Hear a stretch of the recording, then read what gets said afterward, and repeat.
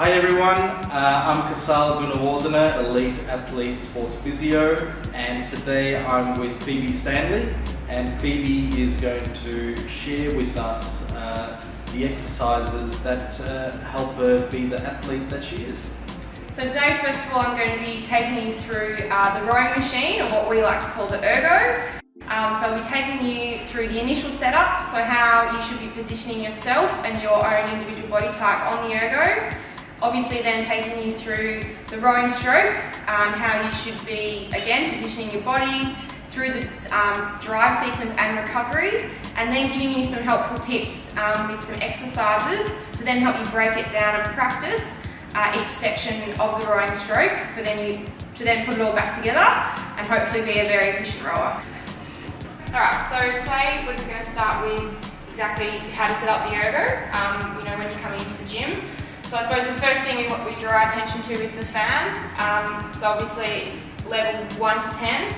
So generally, if you're just doing a normal aerobic sort of warm-up, we just run it on sort of 3 to 4 is fine. So that's sort of generally what we would have our set on. So the other really important part is your feet height. So obviously, if your feet are too low, for example, down to 5. This is probably for a larger male athlete. But if your feet are too low, what you'll find is you can actually over-compress. So the ideal position is you really just want the shins to be vertical. So if they're too low, it's quite easy to overreach. That can obviously then cause some lower back issues. So I suppose the opposite to that is if the feet are too high. So if we go all the way up to the top, what we then find is that we're actually a bit restricted in our front end length. So we can't actually get the shins to vertical. And the other thing you can notice is, if you were to sit at what we call the catch position, your knee's actually up. It's sort of up halfway past my bicep here. So that's, again, so the knee height's too high. So ideally, for me, I'm sort of in the middle. I'm about level 3 with the feet.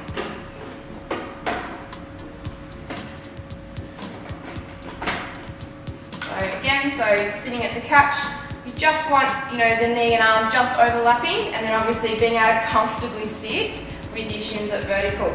So that's our initial setup. So now we're just going to talk about, I suppose, the correct rowing sequencing that we produce our best numbers on the Ergo, and obviously as a rowing athlete myself, the things that we practice to translate to boat speed when we get back on the water. So just to talk through the stages of the rowing stroke. So sitting at this position we call the catch, and this is obviously where we're actually placing the blade in the water and connecting. So the most important things for this is obviously, as we mentioned in the setup, having that nice vertical shin position. We still want your chest up off your knees, so we don't want any slouching through the thoracic. We want the scapulas pulled down and your chest up nice and tall. And the most important part too is making sure the shoulders are in front of the hips. So you'll see common mistakes is people will sit a bit too upright. So we really want to get that nice hip flexion so we can really initiate the leg drive. And so this is where we're now moving into is the early drive phase, which from this position, all we really want to think about is pushing the hips back. So that's what we call the early drive. So again, common errors that we see is people will lift the body off the front and sort of activate too much of their upper body. This is a common, I suppose, misconception with rowing is that it's an upper body exercise, and it really isn't. It's really driven through the glutes and the quads and the lower body. So we really want to think hips first, the shoulders stay in front of the hips until we get to what we call mid-drive. And from this point, we then swing the body open, and then the handle comes through.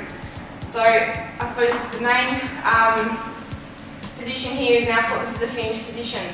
And the things we really want to think about with this is making sure now the shoulders are at an angle from the hips, so we're not sitting bolt upright, but we're slightly behind. Obviously the legs are nice and straight, and we keep the pressure in the toes. So we can actually really, hold ourselves up in that position nice and strongly. Elbows are just winged out, so they're not down, or we're not drawing up too high. Just to the chest line, and elbows just pointing just behind the body. So from the finish, we now move into what we call the recovery phase. And again, I suppose common errors is people will come off the back all at once. We really want to make sure that we separate out the movement, that the arms away, I suppose, move on their own while the shoulders stay still. Then the body comes over, and then we move up the slide. So just to put it all together for you.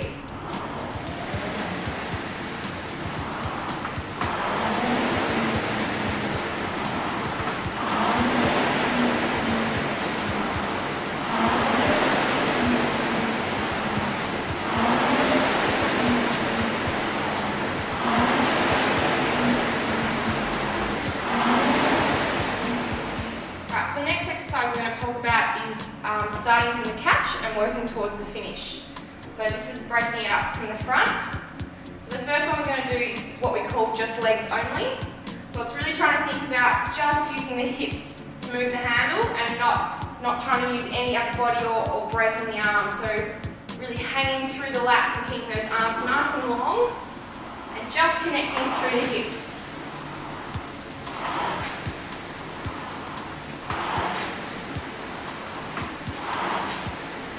Then what we do is we add in the bodies. So this is now legs and bodies. So again, just trying to activate through the hips, keep the arms nice and long out the front.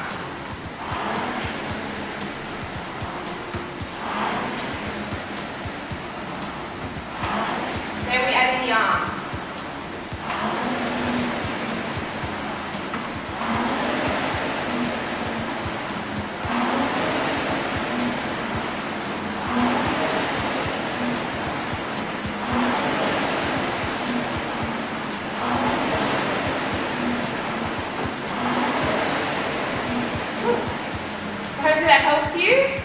Just to break it down, practice each part of the stroke and then add it all together.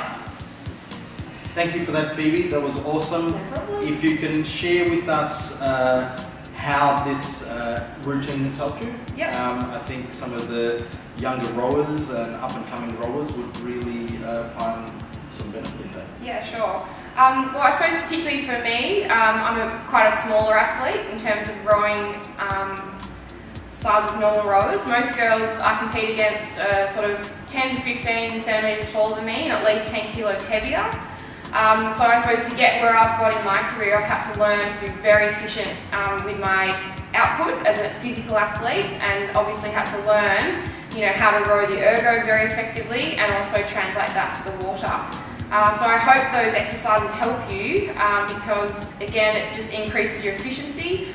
Also really helps with injury prevention. So again, good track record. I've never had a major injury in 10 years of rowing, I suppose, because I've really taken it on to learn myself, how it is the most effective way to load your body within the rowing stroke and not trying to go too far outside that, which then obviously you make yourself a bit more prone if you're, lifting or, pulling too much at the finish. So I think I've tried to learn that myself as an athlete, and hopefully now you know all the tricks of the trade, and you too can be great rowers, not just in the gym but on the water as well.